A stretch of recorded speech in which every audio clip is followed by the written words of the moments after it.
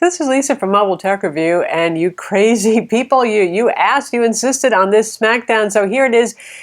And in some ways it does make sense, in other ways it doesn't, and we'll find out what that all means. But anyway, we have the new iPad Pro right here, 12.9 inches of big glass looking at you with the big price tag to match. And here we have the latest generation Microsoft Surface Pro, the Surface Pro 4. We have the Core i5 right here in hand. We've had the Core M in-house too, so we'll talk about that and how it would compare, actually at a similar price point to the iPad Pro. And we're going to look at them now. Well, as I said, you asked for it, so you're getting it. This in some ways is a real oddball comparison because the whole big shtick with Surface Pro 4, like Surface Pro 3 before it, is that it is a full Windows computer, full Windows 10 Pro in fact. So this can actually be your main computer if you want. Even if you get the lowest price, the $899 Intel Core M3 CPU model, it's pretty powerful, you know, and you can plug in external monitors, your keyboards, and you have a whole desktop setup.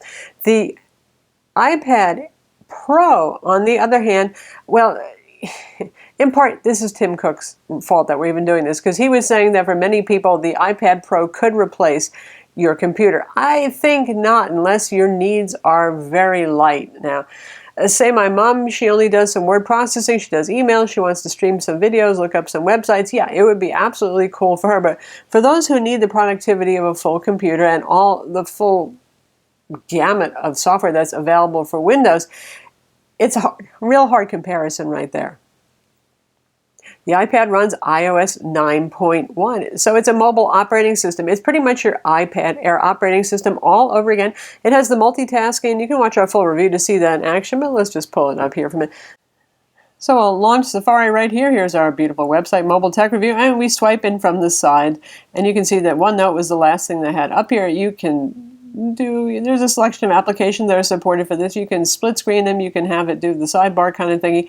You cannot have two instances of the same application. For example, if you want two separate web browser windows, you can use the tabs on Safari for sure.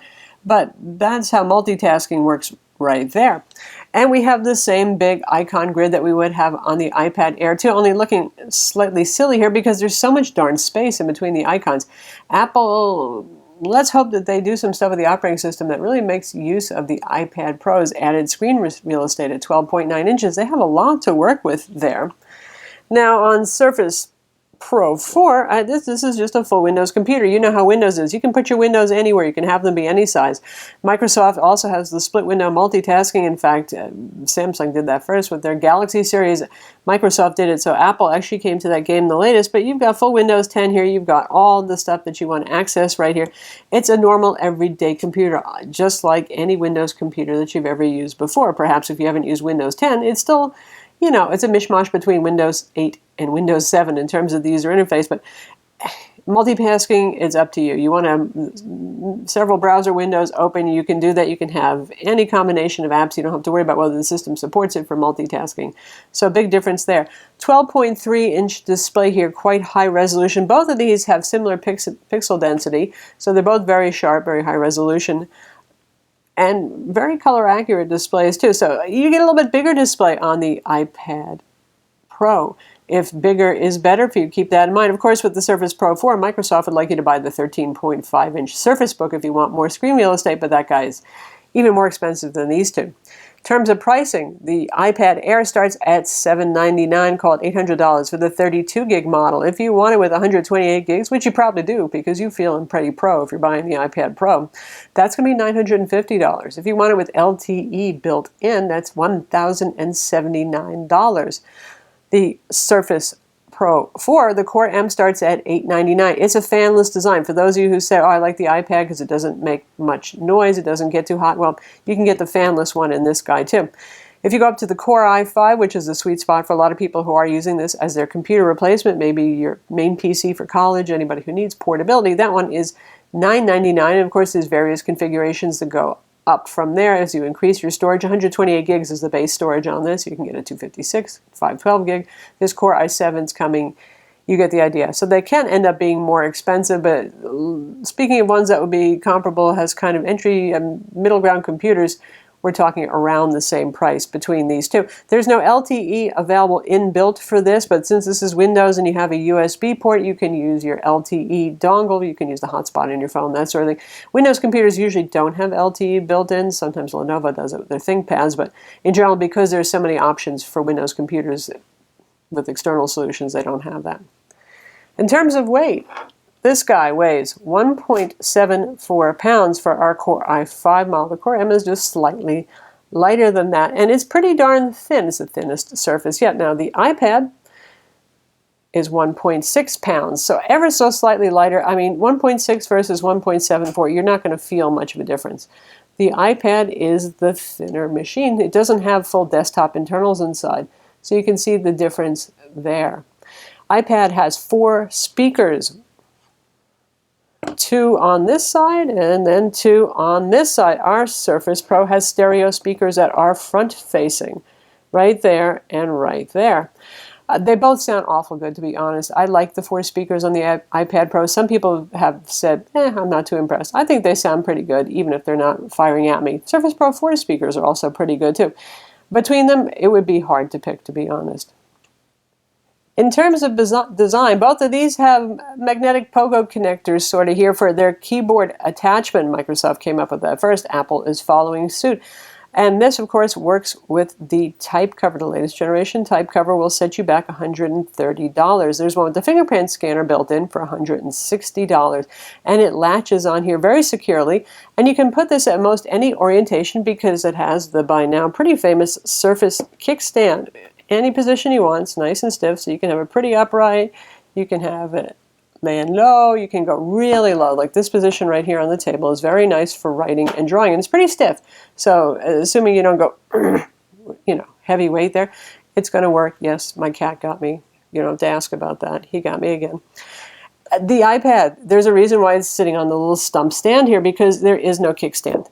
It's an iPad, it looks just like your average iPad, nice, svelte aluminum thingy, no kickstands, no nothing like that. Apple would like you to buy accessories to go with this. There's their $160 keyboard case, which has a sort of fabric-covered keyboard. Reminds me of the Surface touch cover that Microsoft has discontinued in favor of the type cover with the actual movable clicky keys, but Apple's going with it. And in addition, you notice we had the pen clip to our Surface because it comes with the pen in the box. If you want to buy spares, they're $59 for the pen, and it's an N-Trig pen with an eraser on the end and one clicky button that generally functions as a right click. Apple wants you to buy the world's most expensive pencil right now. Maybe the military has one that's more expensive, but it's $99, and you also can't find one in stores at launch. It's pretty weird. Plenty of iPad Pros, but not pencils and not keyboard cases either. Don't know what went wrong there. So if you want the pencil feature, and both of these, I'd say a prominent thing about them is that they support the pencil. It's the first time Apple has supported an active digitizer with an accurate and palm rejection offering kind of pencil or pen, whatever you want to call it. So it's a big deal for this, and it's a shame that it's not more widely available. We have demoed the pen, and it does work very well. There's very little latency. That means it keeps up with the lines that you're drawing. I really like the tilt sensitivity. If you're drawing, and if you're like me and you're used to work with pastels a lot or pencils for sketching, you use the side of the pen a lot, it's going to feel really good. It beats out N-Trig in that respect. They both have very good palm rejection, pretty good hover distances, and similar latencies. So the pens are pretty darn close unless you're really fond of tilting your pencil to draw. All right, let's talk keyboards. Keyboards are optional for both of these. We actually have the Logitech keyboard case, which has how would I describe it? Normal keys, right? Instead of the fabric covered thing, you have a traditional kind of keyboard layout here. This part is metal over here, and it has a case built into it. This is the Surface Pro type cover, the latest generation. Glass trackpad over here, really nice typing experience, and it's gotten quieter from previous generations. You can watch our full review to learn about it, and it acts as a cover. If you close it, it will put it to sleep. It's available in several different colors. You can get one with a fingerprint scanner. Like I said, though, since this supports Windows Hello for facial recognition logging in, maybe you don't need that fingerprint scanner. For the iPad, this and Apple's own keyboard cover work the same way. They use the magnetic pogo connector at the bottom there to latch into place. And given the limitations of that and how much of an angle they can achieve and maintain a connection, it's interesting. With Surface, it permanently clamps on the bottom, so you don't have to worry about it, and then all the angling happens after the fact. But given the designs we've seen so far, including Apple's, there's only one position versus the near infinite position kickstand thing that you have going on with Surface. As you see, as I can do that, you can put this at any angle that you want. So Surface is really very stable. It has a very rigid kickstand. So this, compared to most 2-in-1 Windows laptops, is very stiff. The others will bounce, but because of the kickstand, it's very stable. And for those who say it doesn't work on the lap, I actually tend to do this and hook it over my knees, and it works just fine. So I'm okay with this actually as a lappable solution. Now, the Apple keyboards so far, they do a whole lot of this. Now, if you're touching on the screen, they're pretty stable in that direction like that. But the problem is if you're using this on a bus or anything that moves, you got a whole lot of jiggly wiggly, and it's kind of top heavy. Both the keyboard case and the tablet weigh 1.6 pounds, so really you need more of the weight at the base to make it more stable. So your very expensive tablet just kind of wants to flop over. It's not the greatest solution. You can put it on your lap, but really I would need it to lean back a bit more like this, but you can't do that. Now we may see, I'm sure we will in fact see third-party keyboards, and some of them will probably use Bluetooth and just forego using that connector at the bottom. So then you can separate them if you want, or have them at any angle. It can be independent of that connector that's at the bottom, but I'm not too thrilled with this solution. Also, following the Steve Jobs thing where he said that you should never have to reach across the screen to poke because you're going to get a sore shoulder. Well, you're going to have to do that right here because there's no trackpad. There are no iOS trackpad devices right there. So when you're typing, you're going to have to lift up and touch the screen if you need to do something, move your cursor around, switch things, whatever. That's the way it is. With this, obviously, we have a trackpad. So ergonomically, actually, as a laptop, I give the Surface the win.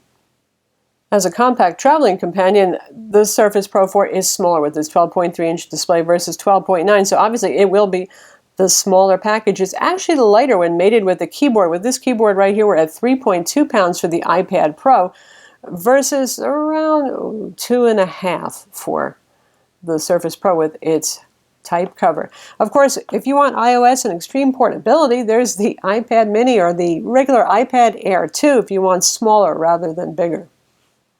Okay, here's we get into the meat of the thing. What do you want to do with your tablet? If you just want to do the stuff that you did with your iPad Air, but you would like to have a pen and you want to do some sketching and drawing on it, maybe even if you're a professional graphics person and you just want to do your initial sketching and drawing on your tablet here and then later move it to your desktop PC, your Mac, whatever, to finish up the work, then, well, the iPad Pro could be for you. Or if you just want the bigger screen version of the existing iPad, it is great for watching movies and stuff like that. Or do you want a full computer? Here we have good old Adobe Photoshop CC running. Anything you can run on a Windows PC, you can run there. If you need everything that Adobe Photoshop CC does, by all means, the Surface Pro would be for you. Or if you prefer Macs, well, then, you know, a MacBook Pro or something like that. For the iPad, we still have the same iPad apps we always had. Nothing has changed so far. Maybe if iPad Pros sell like gangbusters, which I don't think is super likely given their price tag and their size, honestly, we'll see more. But you can see amazing apps for the iPad Pro. They're the same apps that already exist here. The Adobe suite of applications is really not all that powerful. You can get basic retouching, you can get some nice basic sketching on there, and that's about it. Procreate, right over here, would probably, for people who want to actually do digital painting and drawing, would be the most fun right there and the most capable of everything so far, but you're not going to see everything that you would on a regular Mac OS X laptop or certainly on our Surface Pro 4 here. You can get Word, Excel, and PowerPoint. Microsoft makes very nice versions for the iPad, and there's also Apple's own iWork suite that is compatible with Microsoft Office suite. You're not going to get all the features for you Visual Basic macro fiends there. In Excel, for example, not everything is going to be in the iPad version, but it's fairly capable. So if you're just a person who needs to write blog posts, for example, you use spreadsheets in a fairly normal, simple way. You're not doing huge number crunching calculations, that sort of thing, fancy macros and all that, it'll work fine. If you need to give a PowerPoint presentation, you can hand somebody this 12.9-inch device and show them the presentation. That gets into ports. It's real easy with a computer like Surface Pro 4 to plug it into a projector. It has a mini display port. HDMI connectors, adapters are readily available for that, so you can plug that into projectors, big external monitors, what have you. With the iPad, you know the deal. It has a lightning port. It's a lot more challenging. Now there's the lightning to HDMI adapter, and there's not nearly as much in terms of computery stuff. This is not a regular USB port. You can't use your LTE dongle with this. You can't just plug a printer into this. You'll have to use something that supports AirPrint if you need a printer, for example. So very different sort of device. This is also very low maintenance. Like I said, it's pretty hard to screw one of these up irrevocably. If you're one of those people that every time you touch a PC, you seem to do something wrong and damage it, or you're always getting viruses, you're pretty safe from that stuff with the iPad. It's also instant on. Not that the Surface Pro 4 takes long to boot, it's pretty darn quick, but nothing is as quick as just tapping a little button, and there it is, ready and awake for you. So those are the things that stand in its favor. In terms of battery life, Apple products tend to have good battery life now. There's room for a 38.5 watt-hour battery, which is actually about the same as what the Surface Pro 4 has inside. But similar size batteries doesn't mean the same battery life. Apple claims 10 hours for the Wi-Fi only model, 9 hours of runtime, actual use time that is, not standby time, for the Wi-Fi plus LTE model. Now this, and you know, Apple's claims are usually pretty accurate, and so far they have been. Surface Pro 4 runs about 6.5 hours on a charge without going into draconian power management settings or anything like that. So the iPad will certainly last you longer on a charge. Now, like I said, these are both very high-resolution displays, and the resolutions are actually fairly similar on these. They both have bonded glass, so they try to reduce reflections. They're both kind of shiny, glossy, let's face it. Bigger display here, obviously, but also, I just have to say, this is kind of a huge thing to hold. It's a little bit skinny, too, and a little bit slippery, so you're going to want to have some kind of protection on it, but this is kind of big. Depending on your eyes, actually watching a movie holding it this close to your face, here's my face, see, you're not going to do that because it's too big for that, actually. You're going to have to put it a little bit further away. It's funny, you never think of that. You always think bigger is better, but you're going to want to set this at a comfortable distance. Surface Pro 4 is the more compact portable. Microsoft spent a lot of time trying to make it just the right kind of dimensions and size to make it easy to hold, landscape, portrait, that sort of thing. A little bit more comfortable distance for viewing without feeling, oh, I need to put it farther away to enjoy it. You get the idea there.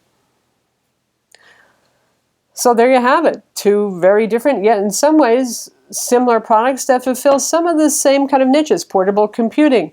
Surface Pro 4, if you need the full computer operating system, you need to use peripherals, all that sort of thing, if you need to run virtual machines and all that. If you just want simple and you're happy with the iPad apps that you've seen so far, you just want a bigger screen or you just want that pencil, well, then the iPad would be for you. So there you have it, Microsoft Surface Pro 4 versus the iPad Pro. The iPad Pro is at a little bit of a disadvantage because, well, the tablet is available now, but the pens and the keyboards, the Apple branded ones, are not. But there is a third-party keyboard still. There's only Apple branded pencils, so we're kind of still waiting for that, at least most people who are going to go out and buy one of these. Anyway, as you can see, the price tag ends up being pretty darn similar, and in the end, it comes down to what you need. Do you need a full computer? Do you need the full power of Windows and everything that Windows can do and all the peripherals it can use? Or would you rather have iOS? You like your iPad Air, but you just want a bigger version of it. You're cool with the iOS limitations. You're also cool with the fact that it pretty much doesn't get viruses, malware, and you can't really screw it up. You know, you don't have to ever reinstall iOS, right? Maybe hard reset it once in a while, but it's pretty hard to screw up anyway. So there's the difference right there. Low maintenance does less, certainly, than a full desktop computer operating system can. It's up to you to decide which is for you. I'm Lisa from Mobile Tech Review. Be sure to read our written reviews, watch our video reviews of these products, and subscribe to our YouTube channel.